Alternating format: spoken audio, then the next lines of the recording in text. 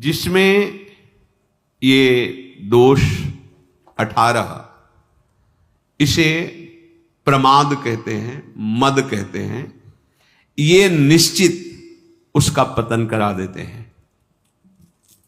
पहला, कर्तव्य अकर्तव्य के विषय में विपरीत धारणा होना, भारी दोष है ये। इसीलिए सत्संग और शास्त्र स्वाध्याय करना ही चाहिए, जरूरी है। जैसे प्राणों के पोषण के लिए अन्न, जल, वायु जरूरी है, ऐसे ही हमें जीवन यात्रा के लिए सत्संग जरूरी है, शास्त्र स्वाध्याय जरूरी है। मुझे क्या करना चाहिए, क्या नहीं करना चाहिए, इसका ज्ञान होना चाहिए। हम कोई पशु नहीं है, मनुष्य शरीर है। कर्तव्य अकर्तव्य के विषय में विपरीत धारणा, ये करना चाहिए, ये नहीं करना चाहिए, ऐसी उसकी कोई धारणा नहीं। जो मन में आया सो कर रहे हैं। ये क्या है? प्रमादी मनुष्य का लक्षण है। अहंकारी, मद दोष से युक्त ये पतन को प्राप्त होता है, दुख को प्राप्त होता है। दूसरा, असत्य भाषण में सुख मानना। देखो, क्या झूठ बोलने के बाद आपको जलन होती है? मैंने क्यों झूठ बोला? आपका हृदय जलता है? नहीं। तो प्रमाद स्थिति है। मद रूपी दोष के ये 18 लक्षण बता रहे हैं जो नाश कराते, पतन कराते हैं। तो झूठ एक तो बोलिए मत। कहीं ऐसा अवसर हो, किसी के प्राण बच रहे हो, किसी का बहुत मंगल हो रहा हो, तो चलो बोल देते हैं।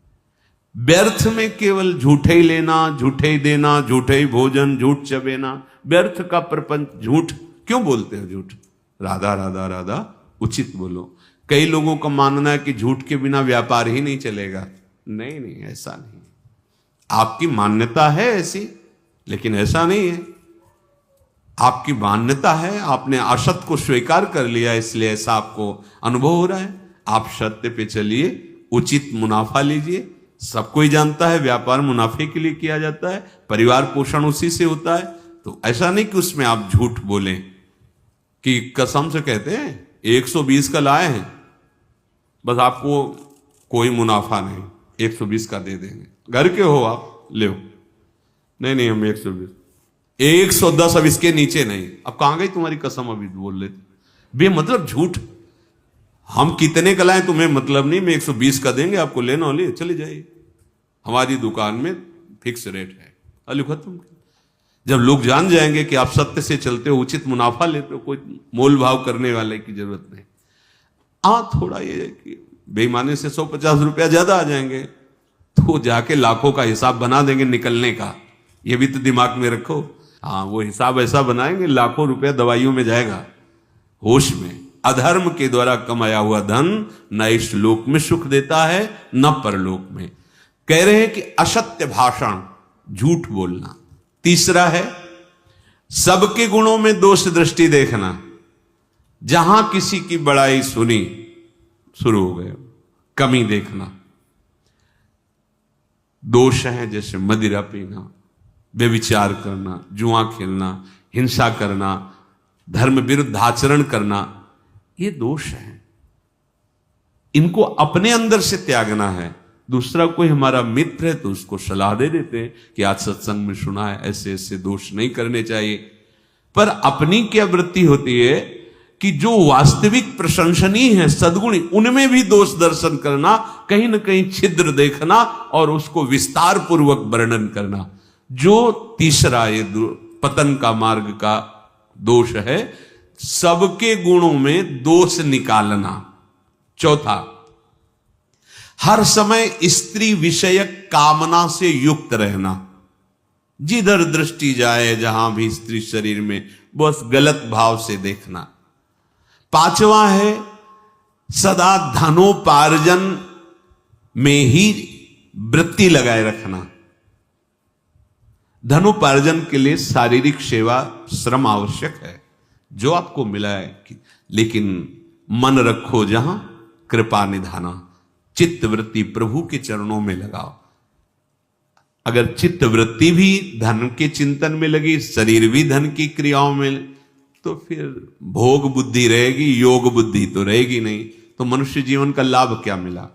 और जब केवल धन चिंतन की वृत्ति आती है तो धर्म अंतर्ध्यान हो जाता है।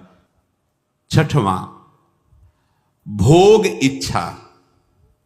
रसेंद्री, जनेन्द्री, नेत्रेंद्री, श्रवणेन्द्री, घ्राणेन्द्री, इनका केवल एक ही लक्ष्य, भोगो भोगो।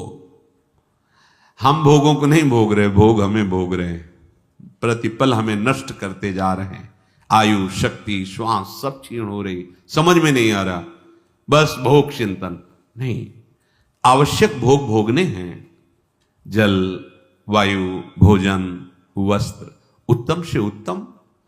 जो धर्म विरुद्ध भोग हैं उनका त्याग, धर्मयुक्त विषयों का सेवन करते हुए प्रभु की तरफ चलना है। हमारा लक्ष्य प्रभु है। सातवां, क्रोध। हर समय गुस्सा नहीं, शांत रहो, शांत रहने का अभ्यास करो। शोक, कुछ भी नष्ट हुआ, मार अंदर से टूट गए, अब क्या होगा, ऐसा नहीं। प्रभु हैं, आज असफल हुए हैं, कल हम सफल हो जाएंगे। उत्साह नहीं तोड़ना, शोकित नहीं होना। तृष्णा, जो भोग भोग चुके हैं उनकी याद में पुनः भोगों को भोगने की इच्छा। लोभ, अधिक से अधिक और भोग संग्रह हो जाए, संपत्ति हो जाए, अधिक से अधिक। चुगली करना, किसी की भी बात सुनकर किसी और को बताना, ये सब पतन के मार्ग है। डाह, किसी के सुख को देख के जलना कि क्या करूं जिससे इसका ये सुख नष्ट हो जाए, ऐसी वृत्ति होती है। ये डाह जो होती है ये बहुत डायन स्वरूप होती है। हिंसा, किसी भी तरह से, वाणी से, शरीर से, संकल्प से किसी की हिंसा करना, दुख पहुंचाना। संताप, हर समय जलते रहना होता है। जब भगवत विमुख होता है तो हृदय जलता रहता है। शास्त्र में अविश्वास, शास्त्र की बातों में ये जो मूढ़ पुरुष हैं, भोगी जन, संसार में आसक्त जन है, वो संत और शास्त्र वाक्यों पर अश्रद्धा करते हैं क्योंकि बुद्धि बहुत मलिन हो गई है। तो शास्त्रों में, संत वाक्यों में अरति और परम कर्तव्य की विस्मृति। परम कर्तव्य भगवत स्मरण, प्रभु को भूला हो। ऐसा जीवन है कि लगा है अमृत तो खा के आए हैं, मरने की तो याद ही नहीं है। बस कमाना, खूब भोग भोगना, बाल बच्चे, बस इतने में सीमित है। अरे भाई, ये तो यात्रा है, लेकिन लक्ष्य कहां है, जाना कहां है तुम्हें? कुछ क्षण के लिए तुम्हें है। ऐसे ब्रह्मलोक से देखो तो यहां कुछ क्षण जैसा लगता है। एक बार वो महाराज रैवत, बलराम जी की प्रिया का क्या नाम था, रेवती जी, महाराज रेवत, वो ब्रह्मलोक गए कि ब्रह्मा जी से पूछ लेते, कई राजकुमार देखे थे, उन्हीं से पूछ ले तुम भाग्य में कौन सा दूल्हा लिखे हो, सीधे बता दो, हम कहां ढूंढे। वहां गए तो वहां नृत्य हो रहा था। थोड़ी देर रुके रहे, जब नृत्य आदि हुआ तो ब्रह्मा जी को प्रणाम किया। कैसे आए? बोले पुत्री ब्याह योग्य है, तो 2-4 कुल के राजकुमार देखे हैं, उनमें से कौन है आप ही बता दो, क्योंकि भाग्य रचयिता तो आप ही हो। तो उन्होंने नाम बताया कि अमुक अमुक राजकुमारों को। अरे बोले, पता है उनकी कुल परंपरा नष्ट हो गई। बोले क्यों? बोले जितनी देर तुम नृत्य देखे हो, न जाने कितने युग बीत गए यहाँ के। समझो, वहां थोड़ी देर सभा में नृत्य हुआ तो यहां युग के युग बीत गए। तुम्हारा कितना समय, 80 वर्ष, 100 वर्ष। प्रिया प्रीतम भगवत चरणारविंद का चिंतन, भूले हुए कर्तव्य की विस्मृति, परम कर्तव्य की विस्मृति। अधिक बोलने वाला मिथ्या बोलेगा, प्रपंची होगा नहीं। साधक अधिक बोलने वाला बकवादी नहीं होता, गंभीर मुद्रा, मौन सीखते। कभी बोला तो मीठे और धीमे स्वरों में कुछ शब्द। ये जो उद्दंडता पूर्वक वाणी को व्यर्थ करते रहते वो साधक नहीं होते हैं। हास परिहास और ऐसे उद्दंड नहीं, गंभीर। वो हर इंद्री की ऊर्जा शक्ति को संचित करते हैं और उसी के बल से विषयों पर विजय प्राप्त करके निरंतर भगवदाकार वृत्ति करते हैं। आप देखो, नेत्रेंद्री को बंद कर दिया गांधारी जी ने। जब सुना हमारे पति धृतराष्ट्र बाह्य नेत्र रहित है, बंद कर दिया, पट्टी बांध ली। देखो कितनी ऊर्जा शक्ति एकत्रित कर ली। जब महान महाभारत का युद्ध हो, देखा कि भगवान श्री कृष्ण उधर हैं तो मुश्किल हो जाएगा दुर्योधन को बचना। उनका बेटा तू निर्वस्त्र होके आजा, आज मैं पट्टी खोलूंगी अपनी आंखों की, तुझे देखूंगी, मेरी जहां दृष्टि पड़ेगी वज्र का शरीर हो जाएगा तेरा, क्योंकि मैंने नेत्र शक्ति को रोका है। ये जो आप खर्चा कर रहे हो ना, ये साधु नासाग्र दृष्टि, नाम चिंतन भजन, उसकी हर इंद्री में पावर जो है वो समिट रहा है और उसी से ऊर्ध्व गति को प्राप्त। जितना आप इंद्रियों को खर्चा करेंगे विषय सेवन में, उतने ही अध्यात्म से गिरते चले जाएंगे। देखो नेत्र खोला, वो तो भगवान ने लीला करके, बच्चे हो क्या, मां के सामने ऐसे खड़े हो जाओगे, इतना तो ढक लो, पत्ते से ही ढक लो। भगवान अपने भक्त का प्रण पूरा करने के लिए कुछ भी कर सकते हैं। भीम ने प्रण किया था, जिसमें तुम ताल दे रहे हो कि बैठा लो द्रौपदी को निर्वस्त्र करके, इसी को महासंग्राम में तोड़ूंगा। तो अगर गांधारी की दृष्टि पड़ जाती तो भीम नहीं तोड़ पाते। वज्र का शरीर हो गया, चाहे जितना प्रहार करो कुछ बिगड़ने वाला नहीं। बस यहां तो उन्होंने कहा बेटा चूक कर दी, यहीं से मारे जाओगे। देखो दृष्टि को रोका तो कितनी सामर्थ्य उनकी आ गई।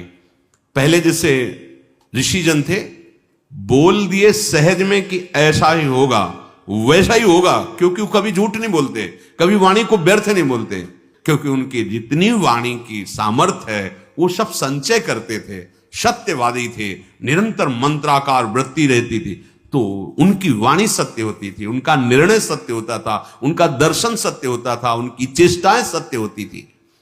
यहां कह रहे कि जो अधिक बकवादी है, बहुत सावधान। उपासक चाहे स्त्री शरीर हो चाहे पुरुष शरीर, सबसे ज्यादा वाणी से अपराध होता है, इसको मौन रखिए। आवश्यक है तो उत्तर दीजिए, नहीं तो मौन शांत। फिर आप देखिए आपके मंत्र में बार बार वृत्ति, ये तो जो भजन करते हैं, देखो आप भजन जब में आपकी जब रुचि होगी तो बोलने की इच्छा नहीं होगी, अगर आप बोलना भी चाहोगे तो एक जलन होगी, ये क्रम रुक जाएगा जो चल रहा है। और अगर बोल पड़े और थोड़ी देर रुचि ले ली तो आप देखोगे मंत्र उसमें विक्षेप पड़ रहा है, वो रुक भी सकता है। बहुत सावधान। हम बोले तो भगवत चर्चाया हित सत्य प्रिय बात बोले, आवश्यक हो तो नहीं अपना नाम चलाएं, खूब सेवा करो, शरीर से खूब सेवा करो। ये जो लोग कहते हैं काम करते हुए भजन नहीं होता, अभ्यास ठीक नहीं है इसलिए ऐसा है।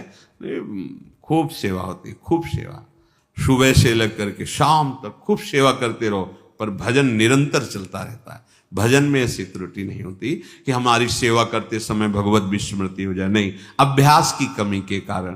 तो अपने को बड़ा समझना, अपने को श्रेष्ठ समझना, जिसमें ये दोष 18 हैं, वो पुरुष निश्चित पतन हो जाएगा, निश्चित।